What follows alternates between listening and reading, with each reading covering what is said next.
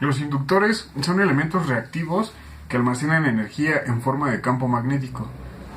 Este es el símbolo de un inductor, en el cual podemos observar que en el punto donde entra la corriente, este polo sería el polo positivo y donde sale sería el polo negativo. Las unidades de las bobinas son los henrys.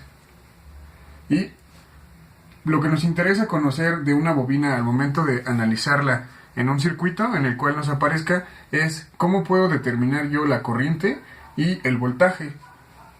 Tenemos que el voltaje en el inductor es igual a la inductancia del inductor por la derivada de la corriente del inductor respecto del tiempo.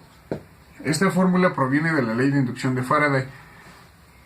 Entonces, ahora para conocer la corriente del inductor, despejamos de esta fórmula y tenemos que es 1 sobre la inductancia de la integral desde un tiempo cero hasta un tiempo que nos interese de el voltaje del inductor respecto del tiempo. Pero como sabemos que en una integral impropia tenemos que sumar una constante C, en este caso la constante C va a ser la corriente del inductor en el tiempo cero, que sería una condición inicial.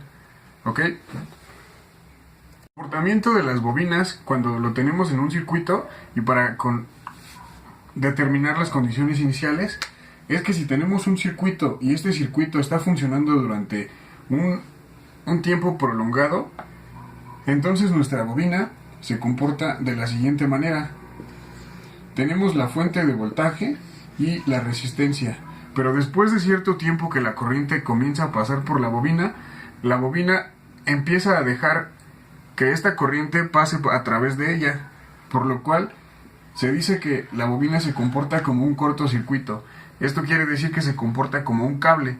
Entonces, después de cierto tiempo que esta corriente pasa sobre ella, la bobina se empieza a comportar como un cortocircuito o un cable. Esto nos ayuda para determinar condiciones iniciales en un circuito. Es muy importante este comportamiento de las bobinas. Entonces, si tenemos un circuito en el cual estamos alimentándolo con 3 volts y tenemos una resistencia de 5 ohms, la corriente va a circular en este sentido. Y después de un tiempo considerable de tiempo, la bobina se va a comportar como un cortocircuito. En este pedazo existe una bobina, pero después de cierto tiempo se convierte en un cortocircuito. Entonces, tenemos que la corriente de la bobina la podemos determinar de la siguiente forma, por la ley de Ohm, que tenemos que la corriente es 3 volts sobre 5 volts. La ley de Ohm nos dice que la corriente es igual al voltaje entre la resistencia.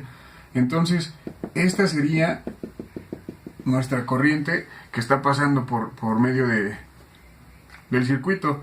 Si yo desconecto este circuito aquí, entonces tenemos que la ecuación de continuidad, todo esto voy a que la ecuación de continuidad de una bobina nos dice que la corriente en el tiempo menor a cero va a ser igual a la corriente en el tiempo cero, y esto va a ser igual a la corriente en el tiempo mayor a cero, un tiempo después de cero.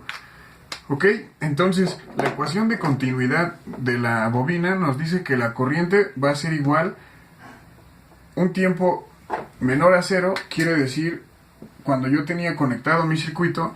Un tiempo después a cero quiere decir cuando yo lo desconecto, en el preciso instante en que yo lo desconecto, y si corren unas milésimas de segundos más, la corriente va a ser igual, va a ser la misma. Esta es la ley de continuidad de los inductores. Bien, si nosotros al momento de analizar un circuito nos encontramos con que tenemos 3 bobinas en paralelo o 3 bobinas en serie, no debe ser exactamente 3 bobinas, esto solamente es un ejemplo, pueden ser más bobinas o menos bobinas, Entonces, podemos nosotros reducir nuestra cantidad de bobinas que tengamos a una sola bobina, que tendría una inductancia equivalente.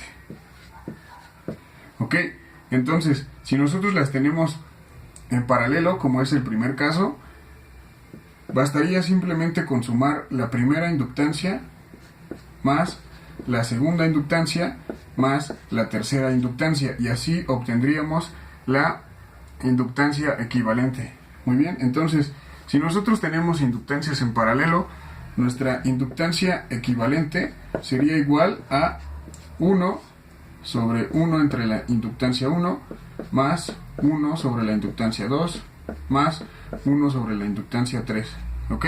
A mí me gusta utilizar esta fórmula porque si tengo aquí n cantidad de bobinas, meto en la calculadora n cantidad de sumas, que sería más 1 sobre L a la n, y me daría el resultado. Hay a quienes les gusta utilizar otra fórmula, pero a mí me gusta utilizar esta.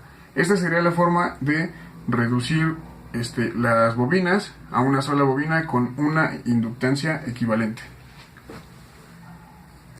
La corriente del inductor y el voltaje del inductor, podemos ver que la corriente del inductor va 90 grados atrasada al voltaje en el inductor. ¿Ok?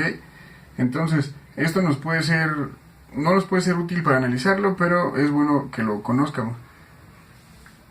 Para determinar la energía que tenemos contenida en nuestro capacitor, tenemos que la energía del inductor es igual a la inductancia por la corriente del inductor, esta al cuadrado y sobre 2. Y esta sería la fórmula para determinar cuánta energía tenemos contenida en el inductor. Con todos los conceptos que acabo de explicar, sería muy fácil analizar cualquier circuito que contenga bobinas y sería fácil determinar condiciones iniciales. Así que si te ayudó mi video y te gustó, suscríbete y dale like al video.